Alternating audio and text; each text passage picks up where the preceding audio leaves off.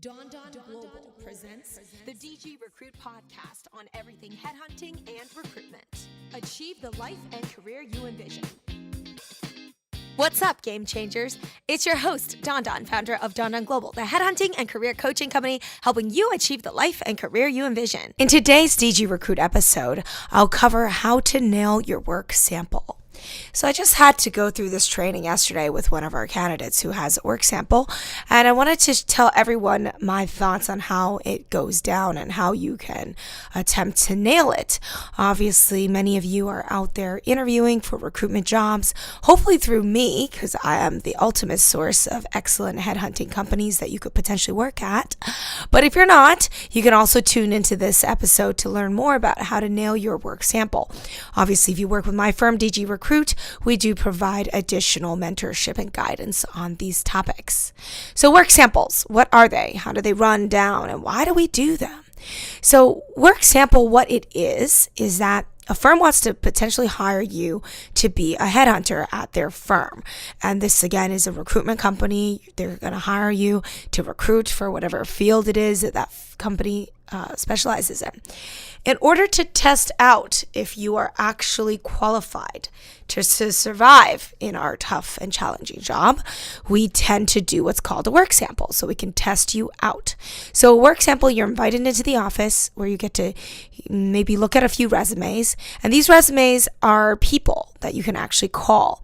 And when you call these people, you can ask them all sorts of questions, and basically your interviewers get to listen in on those phone calls, also get to listen and watch your behavior as you conduct your work sample, so that they can ultimately make a decision of whether or not you'd be a fit for their organization or their training capacity. Let's say you're way off, you're just like really bad at it, then in that case, they're probably not going to move forward with you to offer stage.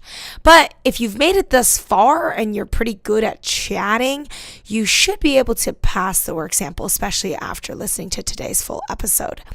In addition, the purpose of the work sample is not only for the hiring company and the interviewer, it actually is a benefit for you too. Now, why could this be possibly good for you?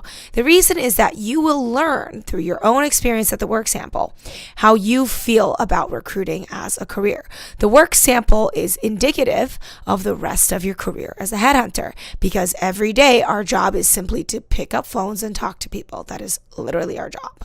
Part of our job is also administrative, obviously looking up leads and sending people messages and blah blah blah blah. That's the boring part. But the majority, the interesting piece and the exciting part of our job are these phone calls. So if you don't like calling people, you don't enjoy speaking with people, you have trouble connecting with everybody, recruiting is not for you. This is all the job is all about. So you got to really love it. The work sample will teach you if you like it or not. And if you don't like it, then you should not do this for a living, because guess what?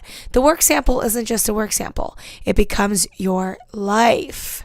So if you hate the work sample, you felt very uncomfortable and miserable, and you thought it was very, very challenging, like beyond sort of normal challenging, probably it's not for you unless you really, really, really like that stuff, right? So be very honest with yourself. Don't just get the job to get a cheap base salary. That's not the name of the game. The name of the game to join recruitment, let me remind you, is to earn lots and lots of money through commission. Now, if you don't like commission, you don't like earning lots of money, you don't really care, don't do this job, because it's very, very challenging. It's just going to get worse. So don't do something if you're not really into it, because you'll be hurting everybody and you'll be wasting everybody's time. So I always tell people that. Just don't waste your own time. Don't waste my time. Don't waste anyone's time. People don't deserve that. You did not come into this earth to waste your own time. You should know that you want to do something and you love it. So the work sample is good for you, and it's good for your employer to make sure that you're all on the same page, that there's clear developmental leads. Now, also, after your work sample, your interviewer is probably going to give you some tidbits of feedback. Now, if you have a very defensive demeanor, I don't have to say this because I figure anybody with half a brain would figure this out. Obviously, your employer's not going to be happy if you start arguing with them and start justifying why you did X, Y, and Z. Okay, so obviously you don't want to be doing that. You want to be like, oh, I see, that's a good point. That you really want to be sincere and adjust and absorb the pieces of advice that your interviewer is kind enough to share with you. If they decide to be honest with you and give you some free advice in terms of how to increase your effectiveness on those calls, be attentive and be grateful that you have people who know this and do this much better than you do are able to give you feedback on it. Okay, so that's what the work sample more or less is made for, is done for, was created for, and it should help everyone. Now, how do you nail the work sample? I don't care which firm it is you're doing this work sample at, it's all the same in terms of what you should be doing during the work sample. Because the work sample is a conversation between you and prospective candidates. Now, it doesn't matter where these candidates are from, doesn't matter what field, every recruitment firm operates on different fields or whatever. They might be all in the same fields. Whatever the case, the work sample doesn't change. The format of the candidate conversation, the flow of the conversation does not change. So the work sample should revolve like this. You should not spend too much time going into who you are and what you do because you're just doing a work sample. So ideally, the trick to succeeding at the work sample is to focus on basically one core thing that your interviewers are really testing for, and that's the ability to build rapport quickly. Because when I did my work sample at my first employer, I had no idea what recruitment really was. I was just given some basic information on how to nail a work sample if I was put up to the task. And basically the instructions given to me was pull leads, get information, ask for referrals, ask for references, just ask for stuff. Go and get information was basically my instructions. So how do you get information?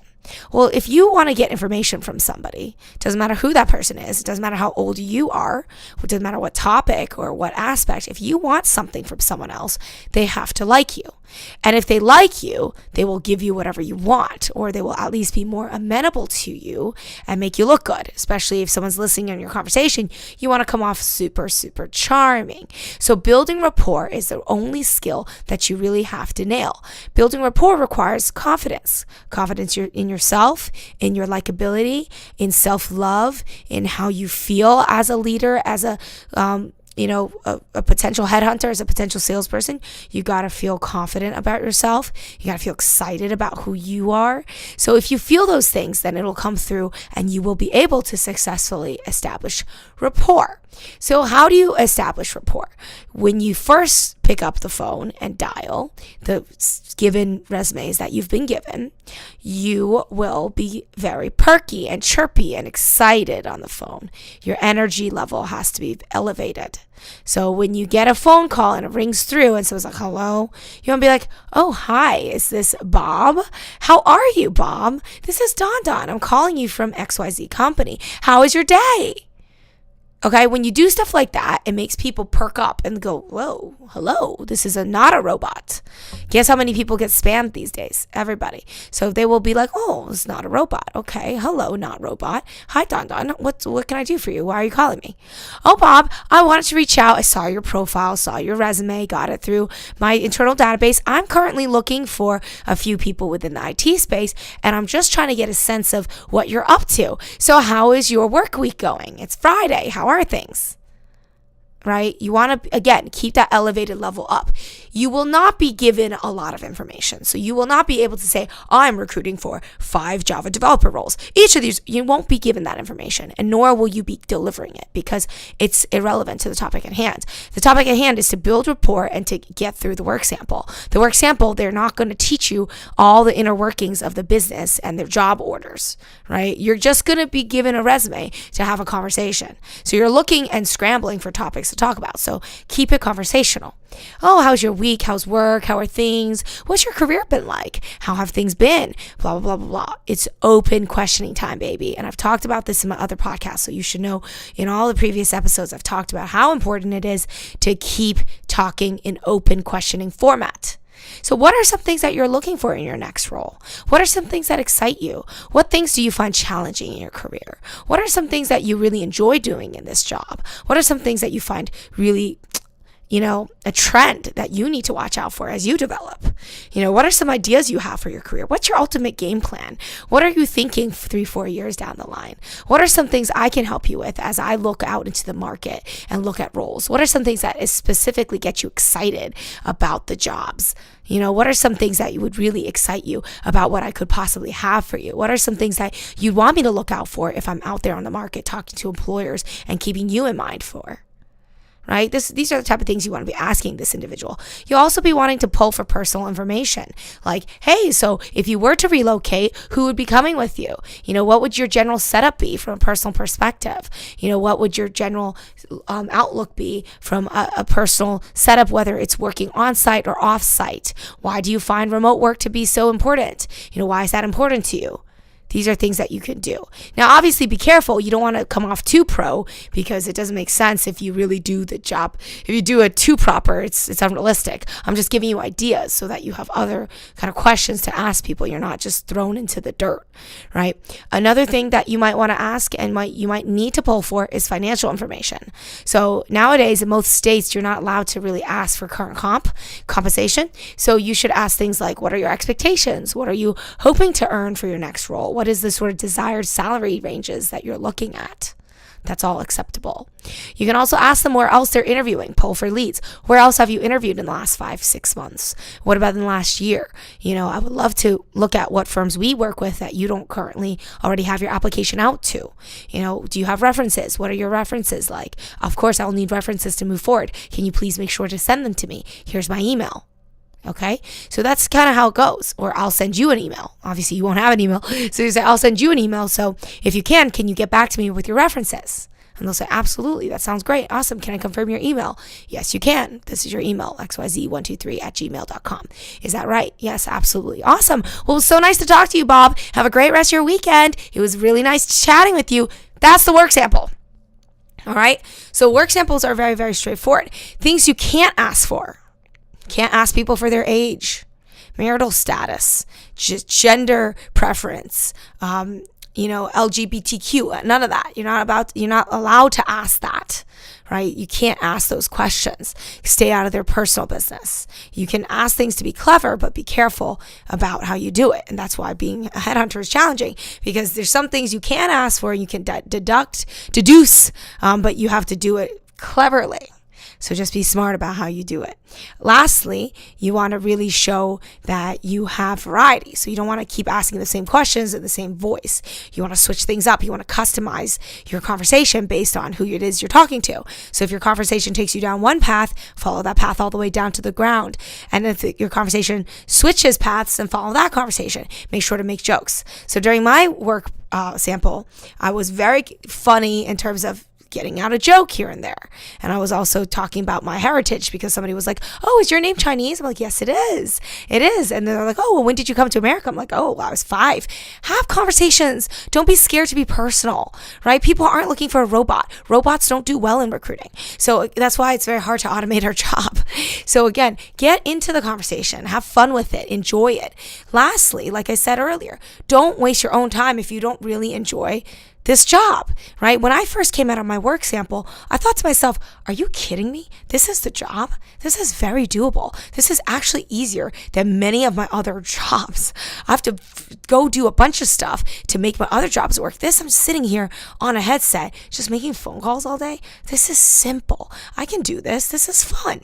I remember thinking that coming out of my first work sample and being very excited, because I'm like, this is not that challenging. So you must feel that way, or some variation of that feeling, or else this job isn't for you. You can't be excelling at something you absolutely hate. I'll leave it at that. So don't waste your own time. Don't waste other people's time. Do something because you love it, and you really will put your heart and soul into it to become the best that you can be within it. And that will be the best start in recruiting that you'll ever have. So make sure you nail that work sample. Get at me if you want to get into the lucrative career of recruitment. Don't hesitate to reach out to me at dondon@dgrecruit.com. I'll have one of my team members reach out to you for informational interview. I hope DG Recruit is helping you understand the realities, challenges, and opportunities when it comes to headhunting and recruitment. Whether you're already a top biller or an aspiring headhunter, I'd love to get to know you. Sign up at donnaglobal.com to stay in touch on all aspects of career coaching and headhunting. Connect with me on LinkedIn. I'll see you there. Thanks for tuning in to DG Recruit. This has been a production of Donna Global.